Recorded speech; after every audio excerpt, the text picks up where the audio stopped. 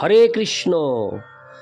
আজ 28 ভাদ্র 1431 ও 14 সেপ্টেম্বর 2024 একাদশী পদ্মা বা পার্শ্ব পরিবর্তনী। এই পদ্মা বা পার্শ্ব পরিবর্তনী একাদশীর দিন আমি শ্রীমদ্ ভাগবতম পাঠ করছি।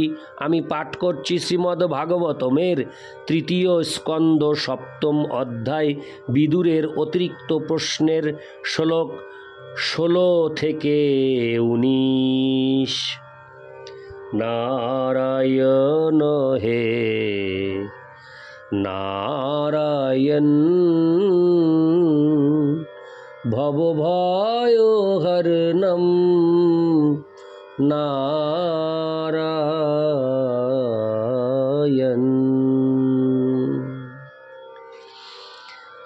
শ্লোক 16।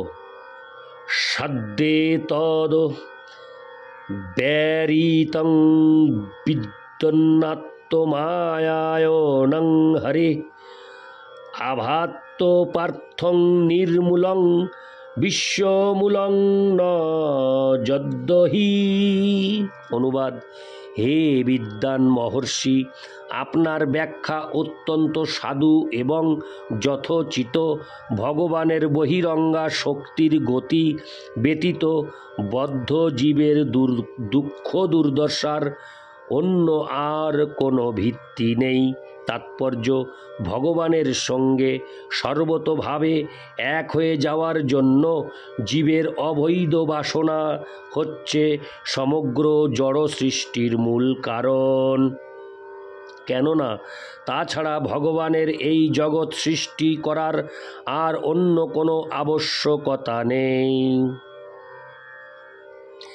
এমনকি তার লীলা বিলাসের জন্যও নয়। ভগবানের বহিরঙ্গা শক্তির প্রভাবে সম্মোহিত হয়ে বদ্ধ জীব জড়জগতে বহু দুর্ভাগ্যপূর্ণ ঘটনার মাধ্যমে মিথ্যা যন্ত্রণা ভোগ করে। ভগবান হচ্ছেন বহিরঙ্গা প্রকৃতি, মায়ার অধীশ্বর, কিন্তু জীব জড়জাগতিক বদ্ধ অবস্থায় সেই মায়ারই অধীন তত্ত্ব। ভগবানের মতো প্রভুত্ব করার পদ প্রাপ্ত হওয়ার জন্য জীবের যে ভ্রান্ত প্রচেষ্টা, তাই হচ্ছে তার জড়বন্ধনের কারণ, এবং ভগবানের সঙ্গে এক হয়ে যাওয়ার জন্য বদ্ধ জীবের প্রয়াস হচ্ছে মায়ার অন্তিম ফাঁদ। ইতি শ্লোক 16। শ্লোক 17। যস্য মূঢ়তমো লোকে যস্য বুদ্ধে পরঙ্গত তাবুভৌ শুকো মেধেতে ক্লিশ্যত্যন্তরিত জন। অনুবাদ: এই জগতে যারা সবচাইতে মূর্খ এবং যারা প্রকৃতির অতীত পরমেশ্বর ভগবানকে প্রাপ্ত হয়েছেন, তারা উভয়েই সুখ প্রাপ্ত হন। আর যারা এই দুইয়ের মধ্যবর্তী স্তরে রয়েছে, তারা জড়জাগতিক দুঃখ দুর্দশা ভোগ করে। তাৎপর্য: যারা মহামূর্খ, তারা জড়জাগতিক দুঃখ দুর্দশা বুঝতে পারে না।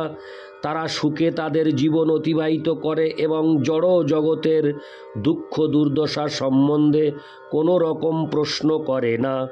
এই প্রকার মানুষেরা প্রায় পশুদের সমপর্যায়ভুক্ত।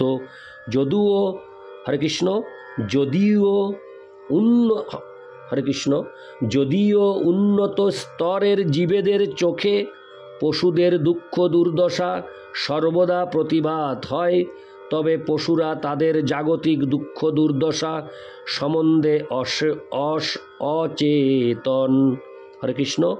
তবে পশুরা তাদের জাগতিক দুঃখ দুর্দশা সম্বন্ধে অচেতন। শূকরের আনন্দ উপভোগের মান অত্যন্ত নিম্ন স্তরের। সে অত্যন্ত নোংরা স্থানে বাস করে, সুযোগ পেলেই মৈথুন কার্যে লিপ্ত হয় এবং বেঁচে থাকার জন্য তাকে কত রকম কষ্ট স্বীকার করতে হয়, কিন্তু সেই শূকরের কাছে তা সম্পূর্ণ অজ্ঞাত। তেমনি যে সমস্ত মানুষ তাদের জড়জাগতিক দুঃখ দুর্দশা সম্বন্ধে সম্পূর্ণ উদাসীন হয়ে যৌন জীবন এবং কঠোর পরিশ্রমের মাধ্যমে সুখে থাকে, তারা হচ্ছে সবচাইতে মূর্খ। তবুও যেহেতু তাদের দুঃখ দুর্দশা সম্বন্ধে কোনো রকম চেতনা নেই, তাই তারা তথাকথিত সুখ উপভোগ করে। তাই অন্য শ্রেণীর মানুষেরা, যারা মুক্ত এবং বুদ্ধির অতীত চিন্ময় স্তরে অবস্থিত, সেই সমস্ত প্রকৃত সুখী ব্যক্তিদের বলা হয় পরমহংস।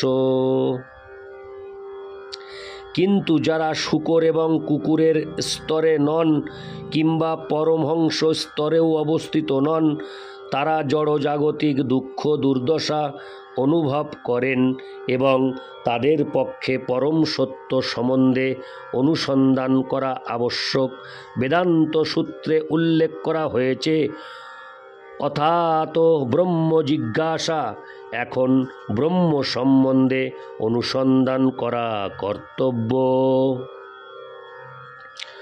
পরমহংস ও আত্মজিজ্ঞাসাহীন ইন্দ্রিয় উপভোগ পরায়ণ মূর্খদের মধ্যবর্তী অবস্থায় যারা রয়েছেন, এই জিজ্ঞাসা তাদেরই জন্য আবশ্যক। ইতি শ্লোক 17, শ্লোক 18। অর্থাভাবং বিনিশ্চিত্য প্রতীতস্যাপি নাত্তনো তাং চাপি যুষ্মচ্চরণ সেবোয়াহং পরানুদে।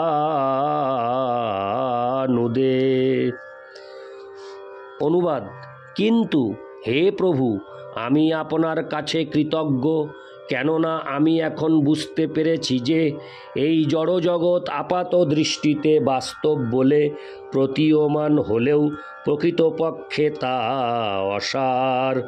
এখন আমার দৃঢ় নিশ্চয় হয়েছে যে আপনার শ্রীচরণের সেবার দ্বারা আমি এই ভ্রান্ত ধারণা পরিত্যাগ করতে সক্ষম হব। তাৎপর্য: বদ্ধ জীবের ক্লেশ বাস্তব নয় এবং তার কোনো প্রকৃত মূল্য নেই। তা অনেকটা স্বপ্নে শিরচ্ছেদের মতো। যদিও তত্ত্বগতভাবে এই উক্তিটি অত্যন্ত সত্য, তবুও সাধারণ মানুষ অথবা পারমার্থিক মার্গের নবীন সাধুদের কাছে তা ব্যবহারিকভাবে উপলব্ধি করা অত্যন্ত কঠিন। কিন্তু মৈত্রেয় ঋষির মতো মহাত্মার শ্রীপাদ পদ্মের সেবা এবং নিরন্তর সঙ্গ করার ফলে আত্মার জড়জাগতিক যন্ত্রণা ভোগের ভ্রান্ত ধারণা পরিত্যাগ করার যোগ্যতা অর্জন করা যায়। ইতি শ্লোক 18, শ্লোক 19।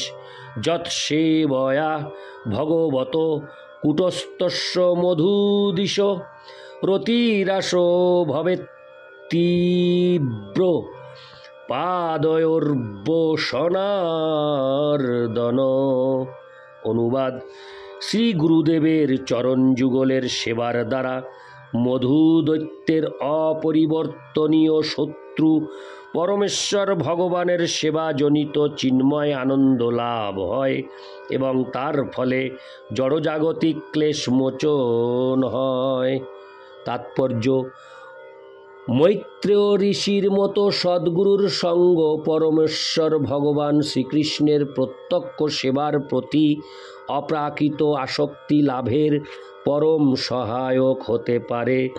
ভগবান হচ্ছেন মধু দৈত্যের শত্রু, অথবা পক্ষান্তরে বলা যায় যে তিনি শুদ্ধ ভক্তের দুঃখ কষ্টের শত্রু। এই শ্লোকে রতিরাস শব্দটি তাৎপর্যপূর্ণ।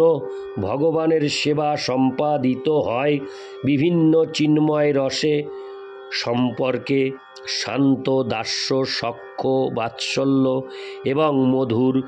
ভগবানের দিব্য সেবায় রত মুক্ত জীব উল্লিখিত রসগুলির কোনো একটির প্রতি আকৃষ্ট হন, এবং কেউ যখন ভগবানের চিন্ময় প্রেমময়ী সেবায় যুক্ত হন তখন তার জড়জাগতিক সেবার প্রতি আসক্তি আপনা থেকেই দূর হয়ে যায়। সেই সম্বন্ধে ভগবদ্গীতায় 2:59 বলা হয়েছে, রসবর্জং রসোহোপস্য পরং দৃষ্টা নিবর্ততে। ইতি শ্লোক 19। নারায়ণ হে নারায়ণ ভবভয় হরণম নারায়ণ। হরে কৃষ্ণ, রাধে রাধে, জয় রাধে রাধেশ্যাম।